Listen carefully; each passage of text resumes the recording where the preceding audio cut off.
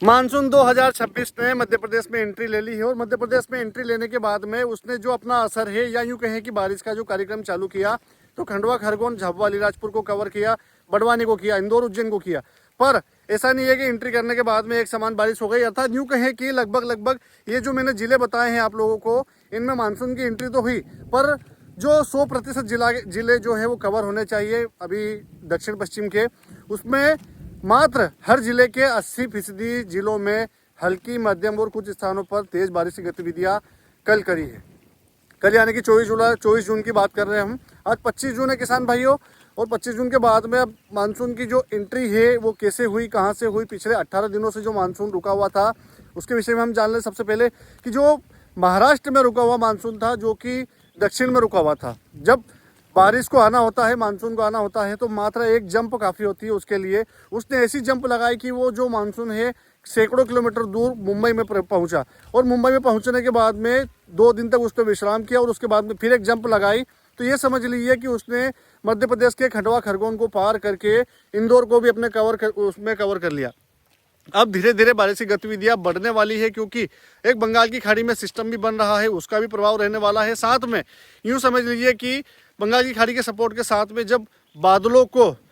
जो दक्षिण की हवाएं हैं वो प्रेशर देगी, तो मध्य प्रदेश के जो मध्य के भाग है वहाँ तक पहुँचने में ज़्यादा टाइम नहीं लगेगा। हालांकि जो उत्तर के ज़िले हैं, जिसमें नीमच भी हो गया, आगर मालवा भी हो गया, या यूँ कहें कि आगर मालवा के साथ में जो भिंड का क्षेत्र है वो भी अब धीरे धीरे कवर होगा, पर इसमें अब थोड़ा टाइम लगेगा। पर ऐसा नहीं है कि टाइम लगने के साथ में बारिश की गतिविधियां वहाँ पर दिखाई नहीं देगी। लोकल मॉइस्चर सपोर्ट या यूं कहें कि बादलों के आवागमन के चलते बारिश की गतिविधियां अभी पूरे मध्य प्रदेश में दिखाई देने वाली है। चाहे बात कर ले हम शहडोल, अनूपपुर, मंडला, डिंडोरी, टीकमगढ़, निवाड़ी, छतरपुर की, नीमच की बात कर ले या रतलाम की बात कर ले,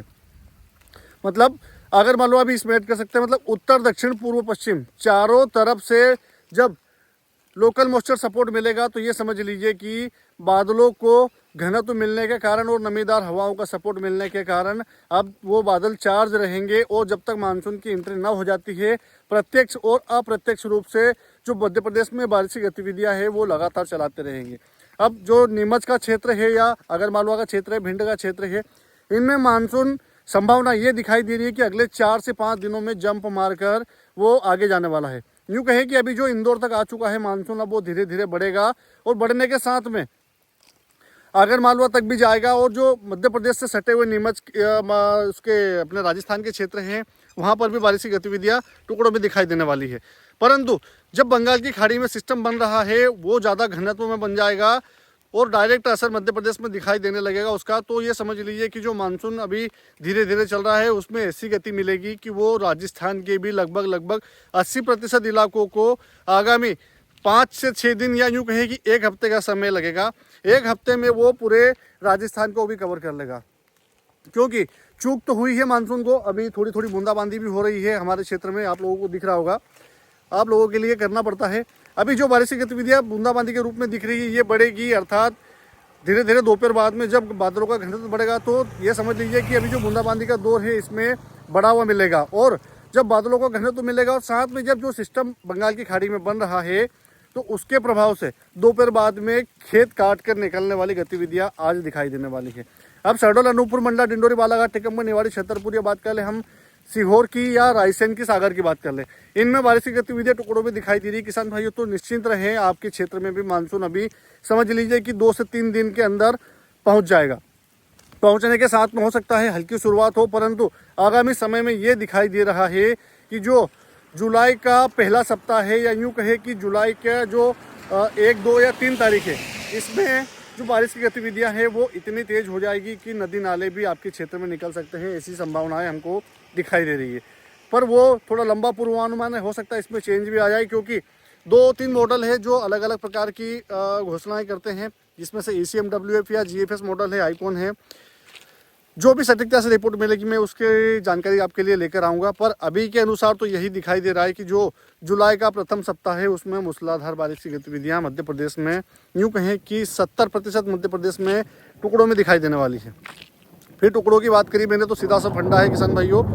कि इस बार का जो मानसून है वो विखंडित तरीके से आया हुआ है, और विखंडित तरीके से रहेगा और विदाई भी विखंडित तरीके से होगी। पर ये इसका मतलब ये नहीं होता है कि बारिश नहीं होगी। अर्थात सामान्य जो बारिश का आंकड़ा है वो तो मैं पिछले 2-3 वीडियो में आपको बता चुका हूँ कि सामान्य बारिश का जो आंकड़ा है वो आपके क्षेत्र में या तो 5-7 इंच कम होगा, या कुछ जिले ऐसे भी रह सकते हैं जहां पर अत्यधिक बारिश होने के कारण जो बारिश का आंकड़ा है वो बढ़ सकता है। अब वो किन जिलों में होगा इसकी अभी जानकारी पर्याप्त डाटा मिला नहीं है, क्योंकि बादलों का घनत्व अब चारों तरफ की दिशाएं जब हवाएं चलेगी तो धीरे धीरे कम भी होगा और बढ़ेगा भी सही। ये मैं डाटा की बात कर रहा हूँ। परंतु जो किसान भाइयों की सोयाबीन की बुआई बची हुई है, जहाँ पर अभी बारिश होने के कारण सोयाबीन की बुआई ना हो पाई है, तो उन किसान भाइयों के कुछ मैसेज आए थे कि अब बारिश रुकेगी कि हम गीले में बुआई कर दें। तो किसान भाइयों, जल्दबाजी ठीक नहीं है, सोयाबीन की बुआई अभी ना करें, क्योंकि अभी जो मानसून ने अपनी दस्तक दी है